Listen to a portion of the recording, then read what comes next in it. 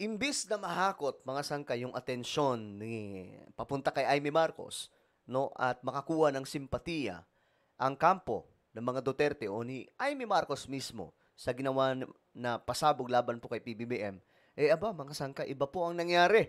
Mukhang baliktad.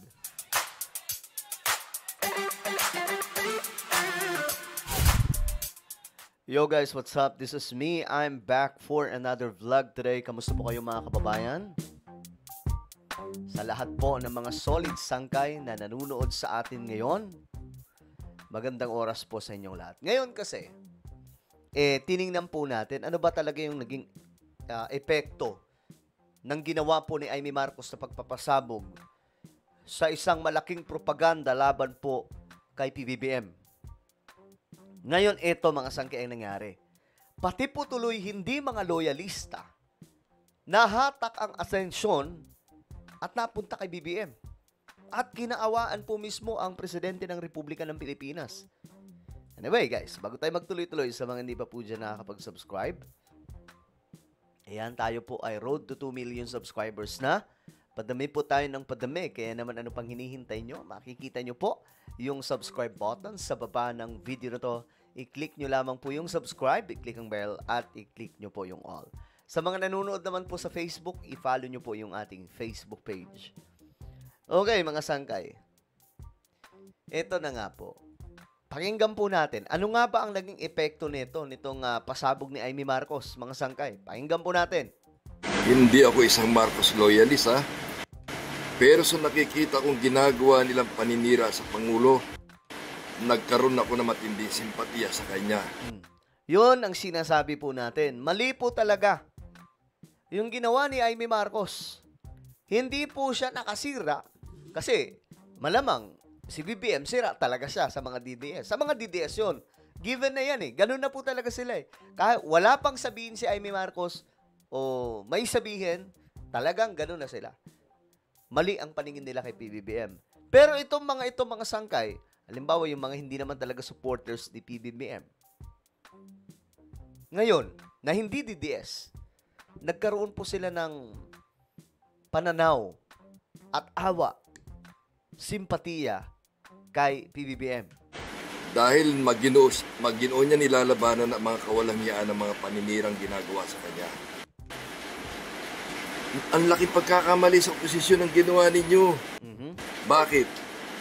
Imbis na malaglag ang Pangulo at magalit ang tao, nagkaroon pa ng simpatiya ang Pangulo sa mga tao katulad namin naggalit sa kanya. Ayan, mga sangkay. Wala, mga sangkay, nakuha yung puso ng marami sa ating mga kababayan na hindi naman talaga loyalista, hindi naman talaga maka-BBM. Nakuha po yung damdamin nila papunta kay BBM. Kasi instead na maniwala sa propagandang paninira ni Amy Marcos laban sa kanyang kapatid, ang nangyari tuloy, eto mga sangkay, nakuha yung loob ng mga ito. Kasi may narinig ba tayo kay Pangulong Bongbong Marcos na nagsalita laban sa kanyang kapatid? No, wala po. Ni isang salita na masama, never po natin napakinggan si PBBM laban kay Amy Marcos. Kahit nga po sa mga Duterte, mga sangkay, may narinig ba tayong masamang salita laban po sa mga Duterte mula po sa bibig ni PBBM? Di po ba? Wala. Ngayon, sa inyo bumaling ang tao, sa inyo bumaling ang galit ng tao dahil sa walang tigil ninyong paninira. Instead na tumulong kayo sa gobyerno, paninira inaatupag ninyo. Nagsisikap ang Pangulo na maituwid ang pagkakamali at maparusahan ng mga magnanakaw sa gobyerno. Anong ginagawa ninyo? Puro paninira, puro sariling interest. Pinoprotektahan ninyo ang mga magnanakaw sa gobyerno. Kayo ang mali at hindi ang Pangulo. Grabe ang tindi ng sinabi niya dito.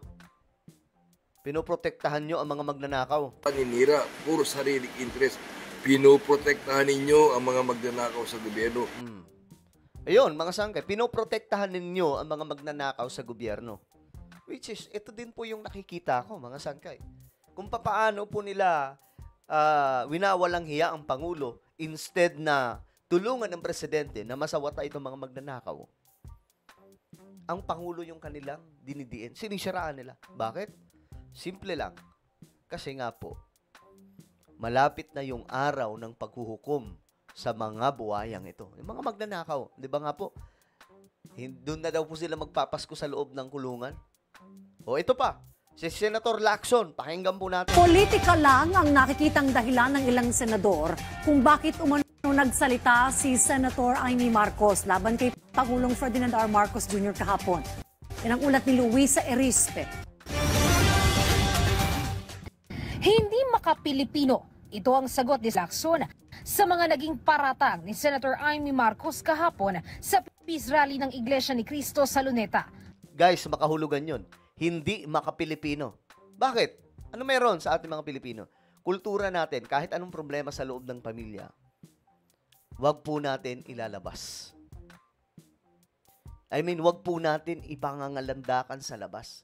Kung mayroon kayong hindi pagkakasundo, wag niyong sisiraan ang isa't isa. Hindi culture ng mga Pilipino yung wasakin mo yung kapatid mo dahil hindi kayo magkasundo sa ibang mga tao. Kapag may mga gumagawa niyan, yan yung po yung mga taong hindi edukado. Mga naririnig po natin sa labas. Magulang nila, sinisiraan yung mga anak nila sa kapitbahay. Yun yung mga kahalintulad sa ginagawa po ngayon ni Amy Marcos. Banat ni Lacson, hindi ugaling Pilipino ang magsalita sa harap ng libo-libong tao laban sa iyong sariling kapatid. Grabe. Tindi nun. Libo-libo yun. Daan-daang libong tao yung nasa harap. That's very un-Filipino, no? Kasi tayo, mag-aaway man yung magkapatid, di ba? Nalilimit yung usapan within the confines of the home. Or at most, minsan, binubulong sa mga kaibigan na sinisiraan yung kapatid. But not in front of hundreds of thousands of Filipinos. Correct. Alam nyo, si Amy lang nakagawa nun. For the first time, di ba? First time yun nangyari na si Amy lamang po nakagawa nun, mga sangkay. Na siraan po yung kanyang kapatid sa gitna po ng napakalaking crowd. Especially in a religious gathering. So, para sa akin, napaka-un-Filipino nun. Hindi natin ugaling Pilipino na ganyan. Correct. Sabi pa ni Senator Ping, kung siya ang tatanungin, naaawa siya kay Pangulong Marcos Jr. Dahil masakit umano ang magkaroon ng kapatid na magsasalita sa luneta laban sa iyo. Naawa ko pa kay Pangulo. Hindi ko siya kamag-anak, hindi naman kami close. Pero ang naramdaman ko unang-una bilang sa Pilipino, naawa ko sa kanya. Imagine the pain that he was undergoing, watching his own sister, lambasting him like that. Grabe, no? Sakit nun. Kahit sa akin, mga sangkay, ganun. Sisiraan ako sa hundreds of thousands na mga tao ng sarili kong kadugo, kapatid. My goodness. Pero hindi na po ito bago.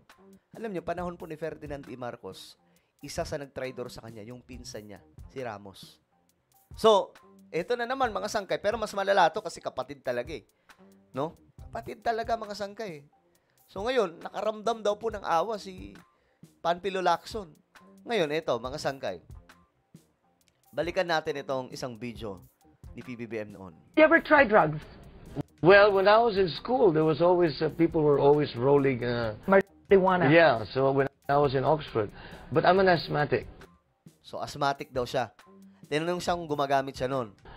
So I can't Ito matagal na tong video mga sangkay. I think 2009 siguro. smoke anything. Oh, hindi daw siya makapag-smoke ng kahit na ano. Bakit? Asthmatic nga daw po siya. So I can't smoke anything. So you've never tried I marijuana? tried it, but it gave me such an attack that I said, forget it. It's simply not for me. He is asthmatic and with only one kidney since he donated it to his father noong 1983. Dinonate niya kasi yung kanyang isang kidney, mga sangkay. Alam niyo kung nagbibisyo to, wala na. Rekta-rekta na kahit i-research nyo. Guys, hindi pwede talaga gumamit. Ang iisa na lang yung kidney mo, pusang gala. Diba? Ito, Ferdinand Marcos Jr.'s kidney. Donation to his late father. Ayan po, 1983. Ilocos Norte made a profound personal sacrifice by donating. Personal sacrifice. Ginawa niya para sa kanyang ama. Dinonate ang kanyang sariling kidney. Nagawa ba yan eh? Jaime Marcos? No. Bakit kaya? Hindi ba sila magkadugo ni Ferdinand D. Marcos? Pero, ayun na nga mga sangkay. Yun yung matinding ginawa na sacrifice ni PBBM to his father. Samantala mga sangkay, naalala nyo nung EDSA, 1986, nagkakagulo. Nasaan si Jaime Marcos? Nandun sa ibang bansa. Sino ang nandun? Si BBM. Katabi niya yung kanyang ama. Habang nagkakagulo ang Pilipinas noon. Sabi dito, this act of love and devotion came at a time when his father's health was deteriorating and the kidney transplant was urgently needed. Ganyan pong sakripisyo ang ginawa ni PBBM. Kamusta si Jaime Marcos? Nagawa ba niya yung how BBM sacrificed himself to his father? Nagawa ba ni Jaime Marcos yan? No. Kaya ngayon mga sangkay, yung awa ng taong bayan, grabe. Malala mga sangkay. Maliban sa mga DDS. Given na yan sa kanila, galit talaga sila kay BBM. Well, ano po ang inyong opinion, guys? Isa ka ba sa nakuha yung simpatya mo kay PBBM? Comment down below. Meron po tayong YouTube channel, Sangkay Revelation.